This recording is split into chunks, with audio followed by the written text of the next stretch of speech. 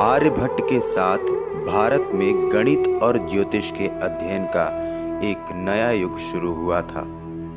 वैज्ञानिक चिंतन की एक नई स्वस्थ परंपरा स्थापित हुई थी।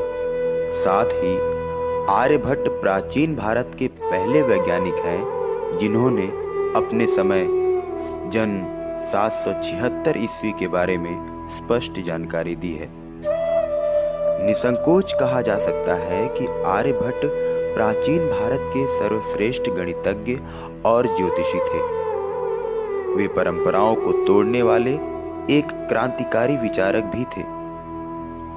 आर्यभट्ट प्राचीन भारत के पहले वैज्ञानिक थे जिन्होंने स्पष्ट शब्दों में कहा कि पृथ्वी अपनी धुरी पर घूमती है और तारामंडल स्थिर है। उन्होंने ये भी स्पष्ट किया था कि सूर्य और चंद्र को ग्रहण क्यों लगते हैं। आर्यभट्ट की युग पद्धति ज्यादा वैज्ञानिक थी। उन्होंने ये भी कहा था कि सृष्टि का कोई आदि अंत नहीं। आर्यभट्ट की गणित के क्षेत्र में उपलब्धियां भी बड़े महत्व की हैं। उन्होंने वृत्त की परिधि और व्यास के अनुपात पाई का जो मान 3.146 दिया, उसका आज भी स्कूलों में इस्तेमाल होता है।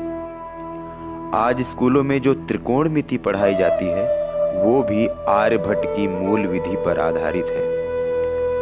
आर्यभट्ट ने एक विशिष्ट प्रकार के समीकरणों को, जिन्हें प्राचीन भारत में कुट्टक कहा जाता था, हल करने का तरीका खोज निकाला।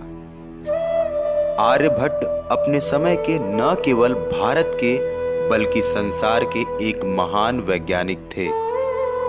इसीलिए भारत के पहले वैज्ञानिक उपग्रह को आर्यभट्ट नाम दिया गया था। वस्तुतः उसके बाद ही जनसाधारण को प्राचीन भारत के इस महान वैज्ञानिक के बारे में थोड़ी बहुत जानकारी मिलने लगी।